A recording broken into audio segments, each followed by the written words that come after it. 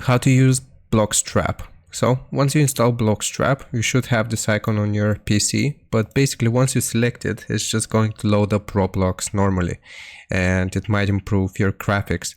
But Bloxstrap actually has some features which you can access through another method. So open up your computer's search engine here, and we want to search for Bloxstrap. Now you will see the Play Roblox icon here, as well as the Bloxstrap menu. So if we click on Bloxstrap menu, this will load up the software itself. So it will tell us that it's already running. Please note that not all changes will immediately apply until you close or open Roblox instances. So basically just have to exit out of this. Now here, as you can see, we can enable different options. So see server location when joining a game, don't exit to desktop app, allow activity joining, so they can join you through your Discord profile.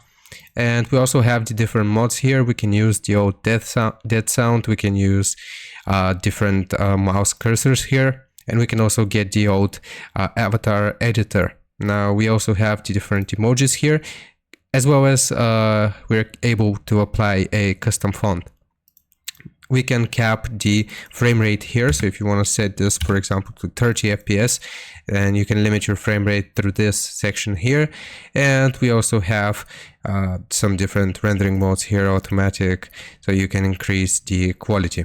Now, as for the appearance, we have the light and dark theme. We have different styles of the Bloxstrap icon, and we can choose from this menu as well.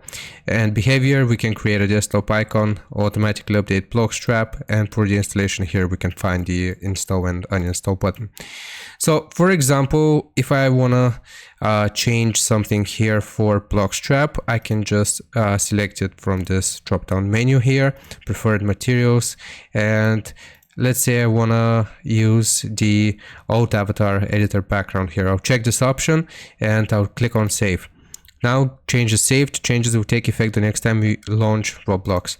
So we will need to exit out of Roblox, and then we'll need to reopen Roblox through Bloxstrap. And now if we play any game, we will have essentially applied the Bloxstrap the Bloxstrap settings to our Roblox game. So I hope this helps you out. Leave a like and sub. I'll see you next time.